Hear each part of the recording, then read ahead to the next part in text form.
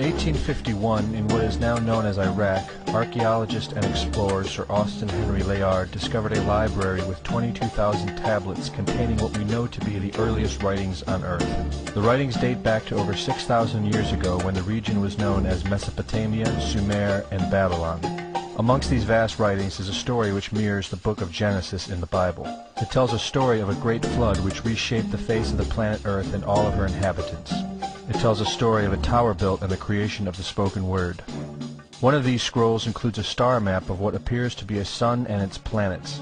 The writings include detailed descriptions and maps of our solar system matching what we know today and beyond. It includes a 10th planet in an orbit between Mars and Jupiter. It is written that the 10th planet Nibiru was thrust into our solar system and collided with the planet Tiamat. The remaining bulk of Tiamat over time became Eridu, the Earth as we know it, and the rest of her became the asteroid belt. In retrograde to the other 9 planets, Nibiru took orbit around our Sun in a long ecliptic or apogee. Lasting 3,600 years, it passes between Mars and Jupiter. In recent years, based on the patterns of our known solar system, astronomers have been looking for a planet with this same orbit. In search of this planet, they discovered the planet Pluto. The search continues. According to the ancient texts, this detailed information was given to them by the Anunnaki, or those who from heaven to earth came.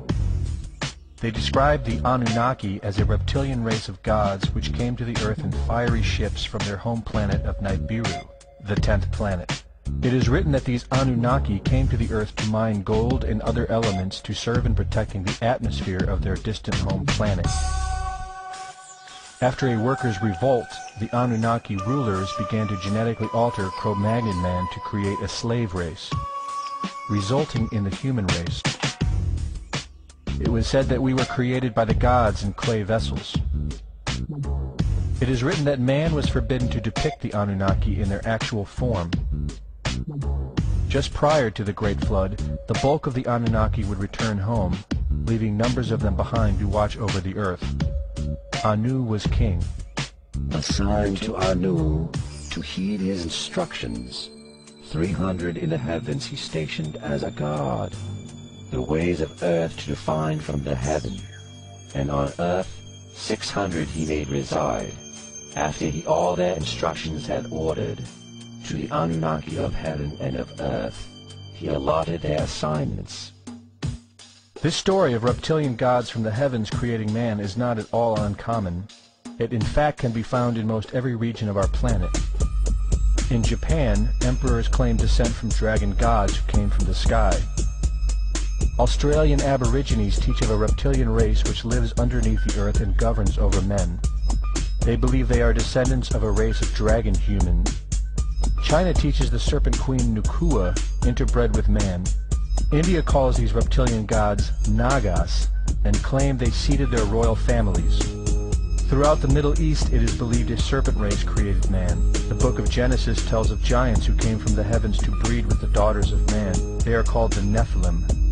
In Africa they call them Chitauri, children of the serpent. The royal kings of Africa claim descent from serpent gods who came from the sky. In South America, the Mayans teach that their ancestors were the people of the serpent. The Aztecs were said to be created by a serpent woman. In America, the Hopi Indians believe sky gods came to earth to breed with their women and refer to them as their snake brothers. The word Sioux means snakes, and Iroquois means serpents. It seems the only places you will not find this historical story is where the history has been methodically destroyed. The descendants of King Anu in Sumeria and Babylon can be traced throughout time. The pharaohs of Egypt were from the bloodlines of the Babylonian kings. The rulers of the Roman Empire can be traced to Egyptian hierarchy. All throughout Europe, the royal families can be traced back to the great Roman emperors. 34 of the presidents of the United States are directly descended from European royalty, with the remaining 8 who are only closely related to these same bloodlines. In 1934, President Franklin Roosevelt placed the Great Seal, originally created in 1782 by the Freemasons, on the dollar bill. Represented in the Great Seal is a pyramid and the all-seeing eye, known to be used by the elusive society, the Illuminati. Strung together in conspiratorial confusion are secret societies such as the Illuminati, the Freemasons, and the Bohemian Club. In 1917, National Geographic did a story on a place in Montreal, California called Bohemian Grove.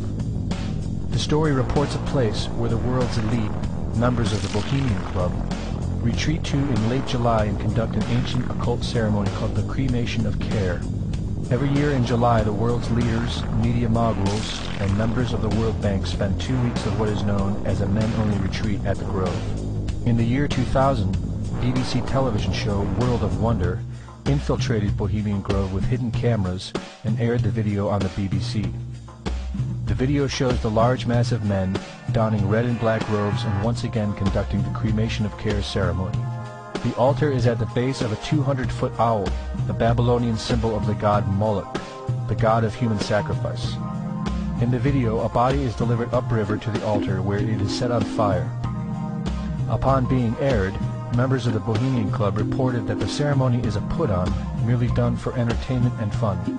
This history tells a story of our world leaders having a deep involvement in satanic tradition, worshipping our reptilian overlords, the serpent gods. It poses the possibility that we may be and have always been enslaved by our leaders, no different than sheep or cattle. There is an endless amount of information out there which supports this, but don't take my word for it.